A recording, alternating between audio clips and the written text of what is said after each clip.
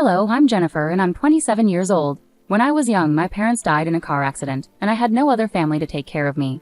So I went to live in an orphanage.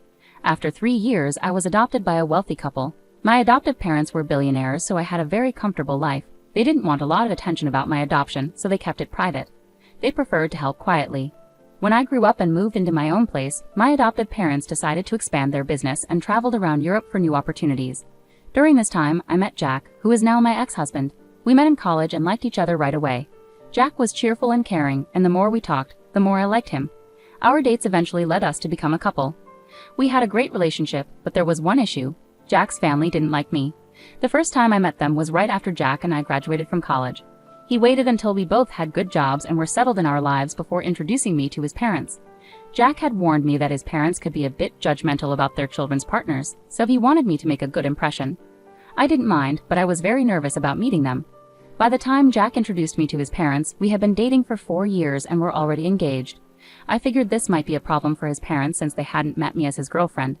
I remember being really worried about it and talking to Jack about my fears the day before we were supposed to meet them. "They're going to hate me, Jack." "They won't, I promise," Jack reassured me. "Don't you think they'll be shocked to find out we're engaged?" "Well, yeah, but I don't think it will be that big of a deal." "Are you serious right now? You were worried about introducing me to them because you know how judgmental they are, and you think introducing me as your fiancé won't make them judge me even more." "Look, even if they do, does what they say really matter? It doesn't to me, but I know you're always so careful about what they think." "I promise you that it won't affect or matter to me at all, Jennifer." "All right, if you say so. But do you think maybe we should just not tell them we're engaged and then like a month or so later, we should tell them? Would that make you feel better about this whole thing? Because I have no problem with either option." "I think we should hide it just in case. I'll do anything to get on their good side." "You have nothing to worry about. I'll be there with you no matter what." "Thanks, Jack." The reason I was so anxious was because every time I suggested Jack tell his parents about me, he made a big deal about them not approving. Now I understood why. Jack's family was very wealthy and loved luxury. They wanted the same for their children and only accepted their dating choices if they came from wealthy backgrounds, equal or richer than theirs. Compared to their lifestyle, mine wasn't rich at all. I hadn't told Jack about my family because I didn't see the point. When I finally realized why he was so insistent on keeping me hidden from his parents, I felt it was even less necessary for them to know about my background. I wanted them to like me for who I am, not for my family's money. Naively, I believed they would appreciate me that way, but I was wrong. We decided to meet Jack's parents at a fancy restaurant. Jack held my hand as we walked in. I wore my engagement ring on a necklace to keep it close but not obvious. When we reached our table, his parents already seemed annoyed. Jack warned me they were strict about punctuality, and we were 2 minutes late. Not a good start. His parents gave me a quick look of disapproval and then ignored me while they talked to Jack. I felt really small in their presence. The longer they ignored me, the more I wanted to leave. I kept quiet until Jack finally introduced me. "Mom, Dad, you can't just talk to me. This is my wonderful girlfriend, Jennifer." "Oh, hello. It's a pleasure to meet both of you," I said. "Hi. I wish I could say the same." "Mom, what?"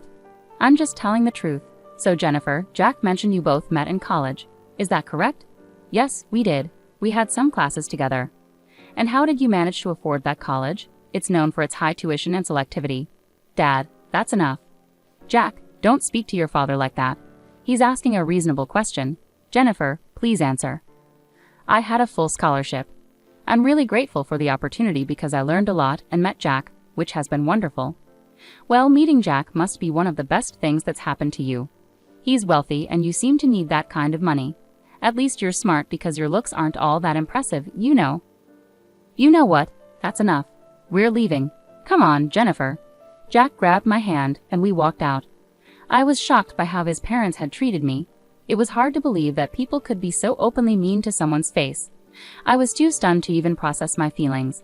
The car ride home was silent because Jack was furious. When we got home, Jack made sure I was okay, but honestly, I didn't know how to feel at that moment. I had dressed nicely and behaved politely. I didn't order anything extravagant, yet Rose and Tom had already formed their opinion of me without even talking to me. After that incident, Jack didn't speak to his parents for a while. They texted him, accusing us of disrespect for leaving lunch early. Jack didn't reply until a month later when he texted them to announce our engagement. After threatening his parents with no contact if they opposed me, They'd offered to pay for our wedding under the condition they made all the decisions. Jack and I didn't want that, so we chose to elope instead. My parents, who were in Europe, were supportive and even sent us a generous gift. Jack was surprised by the expensive painting they sent, but I didn't think much of it given their wealth. After getting married, we attended a party hosted by Rose and Tom to celebrate their anniversary. Despite their previous disapproval, I was actually glad they invited me. However, when we arrived, I was completely ignored by everyone there. It was more humiliating than being ignored by just two people. I stuck close to Jack, but no one made an effort to talk to me. If I tried to join a conversation, people either ignored me or walked away, or they continued chatting with Jack without acknowledging me. By the end of the night, I was in tears. I felt humiliated and deeply hurt by everyone's behavior. The crowd asked Rose and Tom to give a speech, and as they spoke, I felt increasingly exhausted and just wanted to leave. However, their speech began with gratitude for everyone in the room except me. It felt like a series of jabs directed at me, which the guests found amusing. Unable to bear it any longer, I got up and left. I took an Uber home, crying the whole way until Jack returned. When he arrived, he seemed upset and frustrated. "Why did you walk out like that? Do you realize how embarrassing that was for me?" "What? What are you talking about?" "Don't pretend you don't understand, Jennifer. I had to endure my parents yelling at me and the guests pitying me for being with you." "Are you serious? What about how humiliating it was for me?" "Come on, Jennifer, you could have toughed it out for one night. It was my parents' anniversary after all."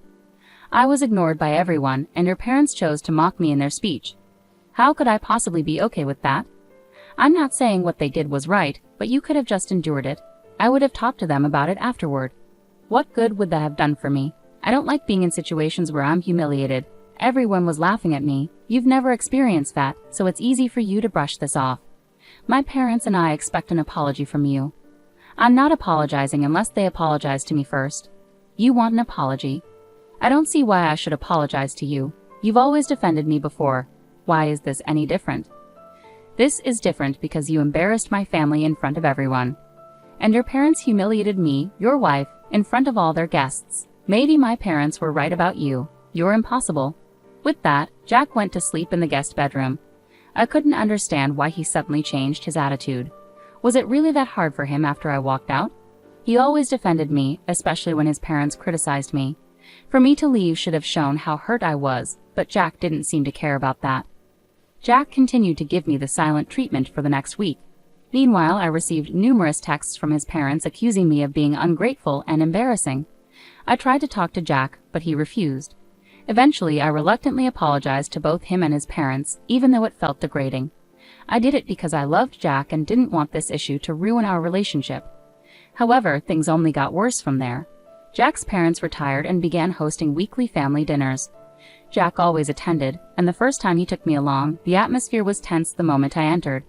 Rose was preoccupied and didn't notice me immediately, but Tom and Jack's siblings awkwardly glanced at me without saying a word. Jack left me standing alone while he caught up with his family. When Rose came downstairs, she saw me and immediately stormed over in anger. "What are you doing here?" "Excuse me?" "No, I won't excuse you. Why are you in my house right now?" "We were invited for dinner." "Wrong. I invited Jack because this is a family dinner." "I'm Jack's wife, so I'm part of this family, right?" "Absolutely not. Someone like you, an orphan, has no place in this family." "What? You thought you could keep that detail from us? We do background checks on our children's spouses, and you don't measure up to our standards. I will never accept you here." "Why not? Surely there's more to being part of your family than just background checks. You're not attractive and you're not wealthy. You could never fit into our social circles. Why are you so focused on superficial things? Are you afraid I'll damage your reputation just by being myself? Doesn't my making Jack happy matter to you? If happiness made money, everyone would be rich. This is why you don't belong with us. Maybe I'll never be as superficial as the rest of you because I care about who people really are. You never gave me a chance before judging me. I'm glad I don't fit in with you." "Jennifer, that's enough. Here's some money. Get yourself an Uber and leave." I stared at Jack in disbelief as he handed me the money. Tears welled up in my eyes as I walked out and cried in the Uber again. I couldn't understand why Jack had changed so suddenly. Was he trying to appease his parents after the party? Whatever it was, I felt hurt and angry at him. He stood by while his parents insulted my past, something he usually defended me from. I wanted to scream and shout, but I knew it wouldn't help. Instead, I walked away. I reflected on whether I had said anything wrong, but I couldn't see how. I was just standing up for myself, calmly at that. Jack continued not to speak to me after he came home. My heart was breaking, and I felt utterly alone. I knew he expected me to apologize again, but I couldn't bring myself to do it like last time. Rose had insulted me deeply, and Jack seemed angry at me for it. If anything, I felt like he owed me an apology. For the next 2 weeks, Jack and I didn't talk. It was tough at first, but I eventually got used to it. His family's dinners continued, and I found myself home alone most evenings, which honestly didn't bother me. Hey Dad, hey Mom. Things aren't going well. Why? What's wrong, sweetie? If you need help with anything, just let us know. I don't think this is something you guys can help with, but thanks for offering. Where's Jack? Isn't he helping?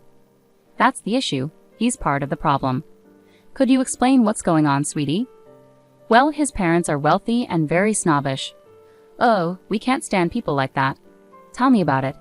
Anyway, they saw me as some poor girl who could never measure up to their standards or fit into their elite circles, so they made a point to humiliate me every chance they got. Damn, that's awful. Oh, and last time I was there, Jack's mom decided to insult me by calling me an orphan. That woman, I want to give her a piece of my mind. How dare she say that about my precious child? Don't they know about us? And what has Jack been doing through all this?